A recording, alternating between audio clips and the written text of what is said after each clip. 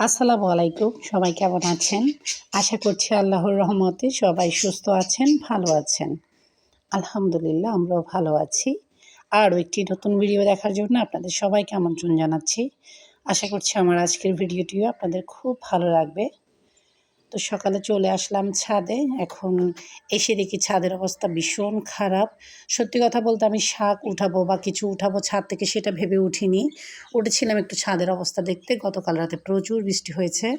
তো এসে দেখি ছাদের অবস্থা ভীষণ খারাপ। তো ভাবলাম কিছু ডাঁটা শাক তুলে নিই। এগুলো একদম বীজ ফেলা হয়েছিল। আগের ডাঁটা শাক থেকে বীজ যখন শুকিয়েছিল সেই বীজ ফেলেছি। অনেক ঘন শাক হয়েছে। ভাবলাম কিছু তুলে নিলে বাকিগুলো আরেকটু মোটা হবে। তো অন্যদিকে দেখলাম ছাদে অনেক পানি জমে আছে। কিছু বেগুন তুললাম। তারপর এখান থেকে ডাঁটা শাক, কিছু মরিচ, তারপর থানকুনি পাতা, আরও এটা সেটা নিলাম কিছু। টক পাতা নিলাম। তারপর দেখা যাচ্ছে কি কিছু কচুর ছড়া নিয়েছি। কচুর লতি হচ্ছে অনেক লম্বা, লম্বা মাশাআল্লাহ। কচুর ফুলও এসেছে। দেখতে সুন্দর লাগছিল। বর্ষাকালে কিন্তু এগুলো একটু হয়। তো যা হোক এগুলো নিলাম। একটু চারপাশটা দেখলাম। ভাবলাম ছাদটা ক্লিন করতে হবে। এখানে আরও অনেক কাজ। কিন্তু এতটা অসুস্থতা সবার চলছে। কিভাবে যে কি করব বুঝে উঠতে পারছি না। ঘরের সবাই অসুস্থ। আর আমি তো একটু থেকে একটু কাজ করলে হাঁপিয়ে উঠছি। একটু শ্বাস টানের ভাব লাগছে। যদিও বা এটা আমার ছিল না। ইদানিং হচ্ছে।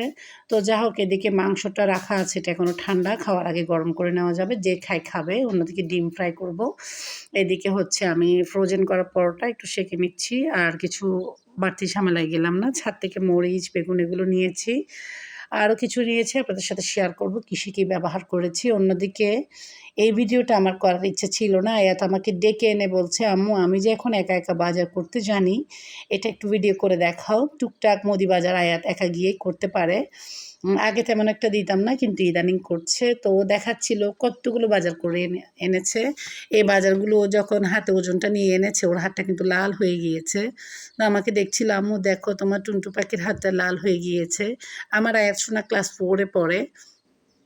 কিন্তু ক্লাস 4 এ পড়লে এখনও সেই প্লে নার্সারির বাবুদের মতো ঘরে সবার কাছে পিচ্চি রয়ে গিয়েছে। ওই ছোট ছেলে ঘরের লাডলা বলে কথা। ও মনে হয় কখনো বড় হবে না। ও সবসময় আমাদের কাছে বাবু থেকে যায়।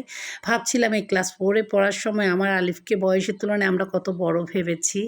আলিফের কাছে কত দায়িত্ব চলে এসেছে, আজানকে সামলানো, আরও অনেক কিছু। সেগুলো এখন ভাবলে স্বপ্নের মতো মনে হয়। আসলে না ঘরের ছোটরা সবসময় ছোটই থাকে, লাডলাই থেকে যায়। ওকে কোনো কিছুর জন্য একটু বকা বা একটু শাসন করতে গেলেই দেখা যায় কি ওর ভাইরা ডাক দিতে থাকে, "থাক না মা, ও ছোট হয়েই থাক।" আসলে এগুলো ভাইদের আদর আর কি। তো যা হোক সব কিছু মিলে আলহামদুলিল্লাহ ভালো আছি। তো ওকে একটা বড় আলু নিয়ে দেখাচ্ছিলাম। এই আলুটা হচ্ছে গোলু আলু। ও বলছিল যে, "এই আলুটা আমার মতো গোলু।" আমি ওর কথা শুনে ওকে আলু দিয়ে পিঠে দেওয়া শুরু করলাম। মা ছেলের দুষ্টামি। আসলে এ যখন পাশে থাকে না অনেক হাসাহাসি করি, এর বিভিন্ন কথাবার্তায় মনটা ভালো হয়ে যায়। অন্যদিকে বাসি ঘরে টুকটাক কাজ করলাম। অনেকগুলো কাপড় পাউডারে ভিজতে দিয়েছি। ভাবছি বৃষ্টি, বৃষ্টি আবহাওয়া, ভিজতে দিব না কিন্তু অনেক কাপড় জমে গিয়েছে।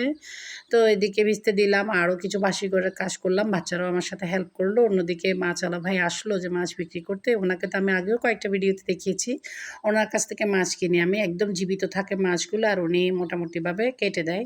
কেটে বলতে পরিষ্কার করে দেয়, বললে পিস করে দেয়। কিন্তু আমি তো কখনো পিস করানো মাছ নিই না। কারণ মাছগুলোকে ঘরে আনার পর আমাকে আবার আ ঝামার মধ্যে ঘষে, ঘষে এগুলোকে পরিষ্কার করতে হয়। একদম সাদা করে ফেলতে হবে তাই।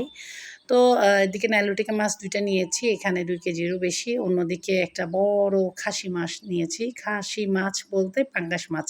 এই মাছটা আমি একদমই খাই না, কক্ষনো না। আমার বাপের বাড়ির কেউ খায় না।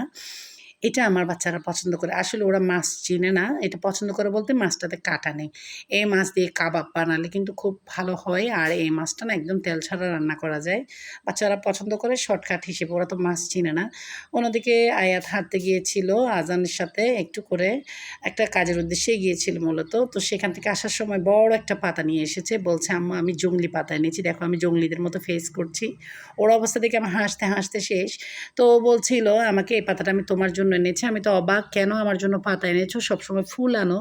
তো বলল, "সবসময় তো ফুল আনি। ভাবলাম এবার একটা বড় পাতা আনি।" আসলে না এই বাচ্চাটা হচ্ছে আমার ঘরের চার্জার। ও যতক্ষণ থাকে ঘরে সবাই কম বেশি মুড অফ করে থাকতে পারে না। সবাইকে হাসতে হয় ওর একেকটা কার্যকলাপ দেখে। আর ফেসটা যে এমন করে কি বলব। তো ওকে আমি কখনো বড় হতে দিতে চাই না। আমি চাই আমার বাচ্চাটা এমনই একদম কোমল মনের পিচ্চিটাই থেকে যাক। বাচ্চা ২ টা তো বড় হয়ে গিয়েছে। বড় হয়ে গেলে আমি হাসি ঠাট্টাগুলো কার সাথে করব?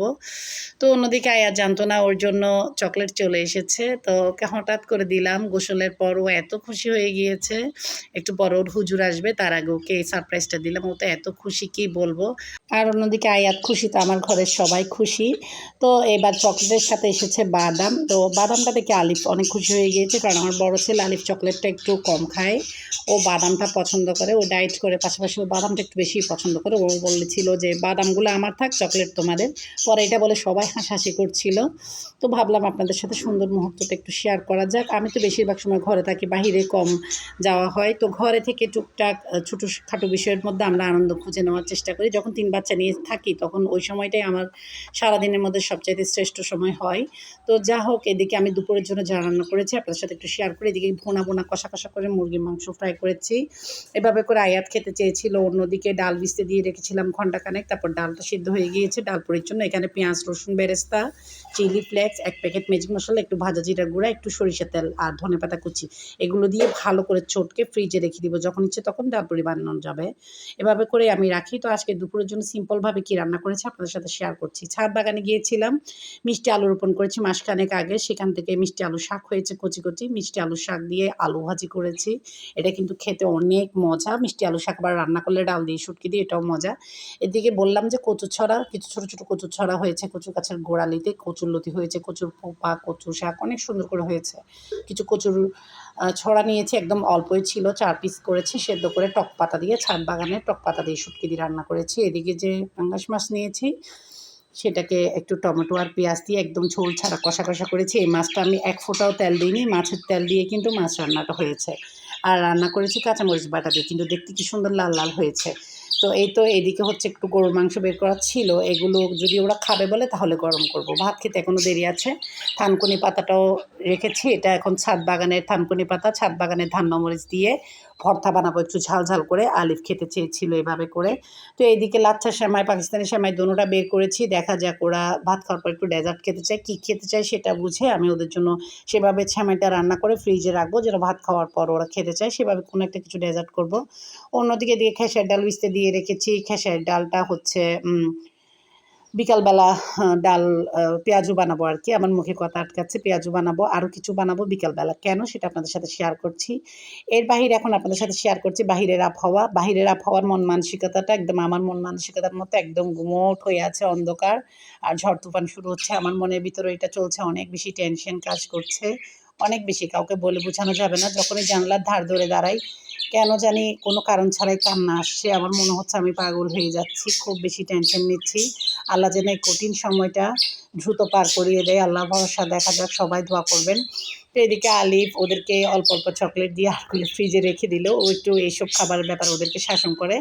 এখন তুফানি বাতাস আরও বেড়ে গিয়েছে, মনে হচ্ছে একদম মাগরিবের সময়। এখনও কিন্তু মাত্র ৩টার আশপাশ, দেখে এরকম মনে হচ্ছে। আর আজকের দিনে আমি ছিলাম রোজা, আর ইচ্ছা আছে আগামীকালকের রোজাটা আমরা ৪ জনই থাকবো। আয়াত আজান শখ করছিল সবাই মিলে থাকবো।